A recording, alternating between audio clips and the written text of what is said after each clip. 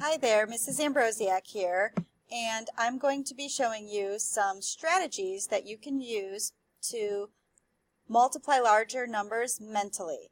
One strategy is the distributive property. So first you have to understand the distributive property. To use it, we take two factors. We break one of the factors apart as two addends. So for example, we could do 10 plus 4 for 14, or 25 plus 25 for 50, and then we multiply those addends against the other number. Usually they break apart the bigger addend, but in this case we're going to break apart the smaller addend because it's going to make it easier to multiply with 50 because 50 has a 0. So I can break 14 apart as 10 plus 4. So I took care of the 14. My problem still leaves me with times 50, and this means I have to do 10 times 50, which is 500, and 4 times 50, which is 200.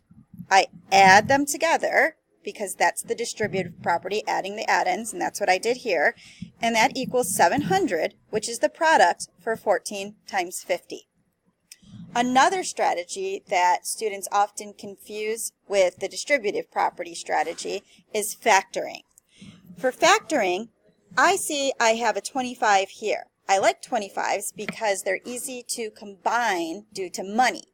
So I like 4 with 25 because that gives me a real nice 100. I know that 32 has 4 for a factor. So instead of 32, I'm going to use 4 times 8. That gets rid of my 32, and I'm still left with times 25. So now I use the friendly numbers strategy. 4 times 25 is 100. Check, check. I'm left with the 8. 800 is the product for 32 times 25. So let's go further with friendly numbers. Because I know that 4 times 25 is 100, doubling it, 8 times 25, would be 200. That takes care of my 8 and my 25, and I'm left with times 23. 2 times 23 is just doubling 23, which is 46. 2 zeros in the problem, 2 zeros in the answer. 4,600 is the product to 8 times 25 times 23. The last strategy is the multiply by 11 trick. This one's kind of fun.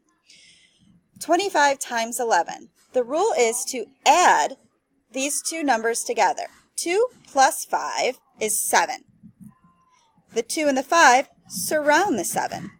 275 is the product of 25 times 11. What if the sum of the two numbers that's not 11 is larger than a one-digit number? Well, there's a rule for that too. 5 plus 9 is 14. The ones digit is the number that goes in the middle. The 5 and 9 surround it.